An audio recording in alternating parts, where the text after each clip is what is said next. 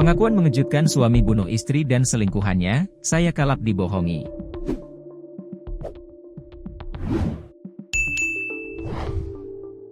Abdul Rozak atau R, 44, hanya tertunduk saat berada di Polres Bangkalan setelah menyadari kesalahannya melakukan pembunuhan terhadap istri dan selingkuhan istri.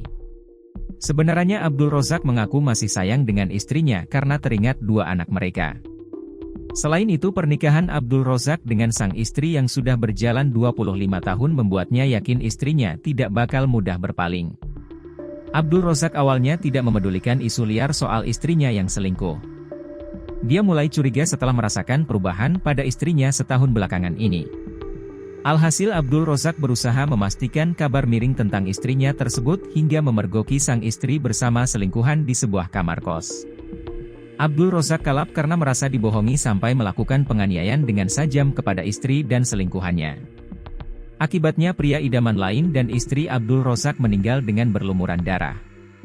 Diketahui Abdul Rozak atau R, 44, merupakan warga desa Ketetang, Kecamatan Kuanyar menceritakan panjang lebar di hadapan Kasat Reskrim Polres Bangkalan, AKP Hafid Dian Maulidi terkait perkara yang merenggut nyawa istri, YFD, 45, dan pria idaman lain, PIL, berinisial AA, 36. Pembunuhan itu dilakukan R saat memergoki keduanya di dalam rumah kos, Perumahan Gria Anugerah Blok D5, D8, Desa Martajasa, Kelurahan Melaja, Kota Bangkalan, Selasa, 22 April 2025. Warga desa Ketetang, Kecamatan Kuanyar, Bangkalan ini mengaku tak menyangka sang istri bisa bermain serong. Pasalnya, hubungan rumah tangga yang dibangun bersama EFD sudah berlangsung 25 tahun dan sudah dikarunia 2 orang anak. Perubahan sikap istrinya, ia rasakan semenjak 1 tahun terakhir. Cuma saya tidak menemukan bukti di lapangan. Tetangga dan para teman memberikan saran dan informasi tetapi tidak saya hiraukan. Masalahnya saya bersama istri sudah 25 tahun bersama. Saya tidak terpikir istri saya semudah itu berpaling, ungkap AA di hadapan Hafid.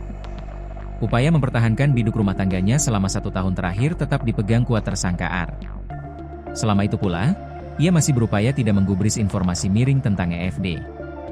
Namun pendirian R mulai goyah setelah pria berambut gondrong itu menerima masukan dan saran dari beberapa temannya. Dan tepatnya tadi malam, Senin, saya dapat telepon dari seorang teman yang bertanya, "Kamu ada apa? Hubungan kamu dengan istrimu?" Saya jawab baik-baik saja. Namun ditimpali teman dengan kalimat, "Oh jangan begitu, istri kamu dibonceng orang."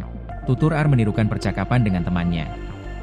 Dari situ R mulai berupaya mencari tahu sosok pria idaman lain yang disebutkan hanya mengendarai motor gede dan melaju kencang membonceng istrinya ke arah barat.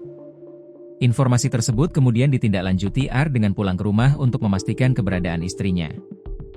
Ternyata benar, istri tidak ada di rumah, pamitnya ke anak-anak beli air. Terus saya telepon dia bilangnya tidur. Saya bilang tidur di sebelah mana wong saya di rumah. Tapi telepon dimatikan, terang R.